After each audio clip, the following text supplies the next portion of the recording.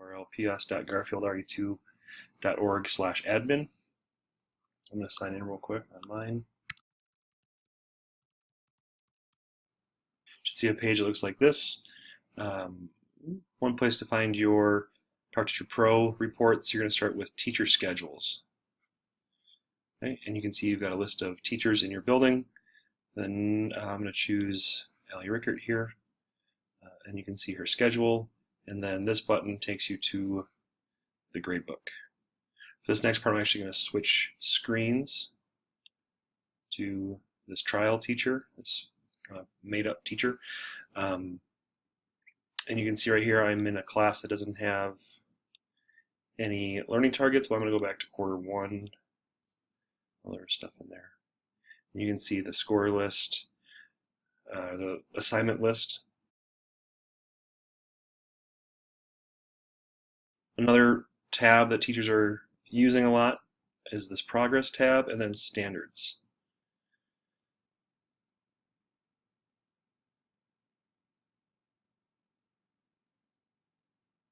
This page again is going to show the list of content standards for that class, as well as where students have been scoring on them.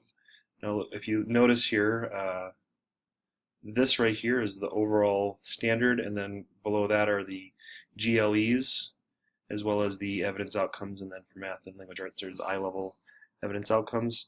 This data for the standards and the GLEs comes from these evidence outcome data points. And again, this, so you can see here, yeah, this data is coming from this GLE is rolling up to this standard up here, so you can see how that math works. A couple things too. Let's go down here to this one. You can see that this evidence outcome has been assessed 3 times, so 3 assignments. You can click on that and you can get the list of assignments that are assessing that standard or the evidence outcome. If you click on this color-coded box, you'll pull up this report, and this has the student rosters, the student roster of that class, as well as where those kids are scoring in relationship to that standard. Let me scroll down and see that. As the standard is assessed throughout the year, these bars here will start populating too with data, and then you'll start seeing some comparison data from quarter 1 to quarter 2. If kids are moving up or down within the standards, you'll see that data there too.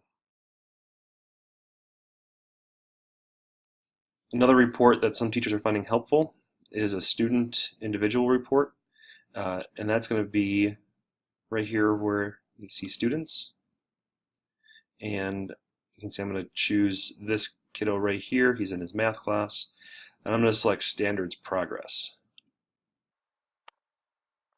Okay. Now this report is specific for this kid, Adam, here, and you can see here all his math standards, and you can see if those evidence outcomes have been assessed and how many times they've been assessed. Okay, you can see here, here's that list. So I'm going to select this one here. There's a couple things to look at. Right here, this little icon, this is an indicator for teachers to see that, hey, something is irregular. It's an indicator to say that probably should take a look at that a little bit closer. Something irregular has happened there. And you can see this has been assessed 3 times, this evidence outcome, and so when I click on it now, this will give me a report of this kid's work on that particular evidence outcome. And you can see when it was assessed and how they moved along there. Now this indicator, it looks to me like it's indicating that there was a jump kind of out of the normal range of this kid, which is a good thing. Sometimes the indicator will say that the kid has actually dropped. There's been a significant drop from the average, and so something to look out for. This chart here is especially useful for conferences, the RTI process as well, to get some good timeline data of a kiddo if you're trying to look for trends or to see if anything needs to be looked at further. Again, that's on an individual basis of that kid. Down here are the different assignments that have been assessed as well. So.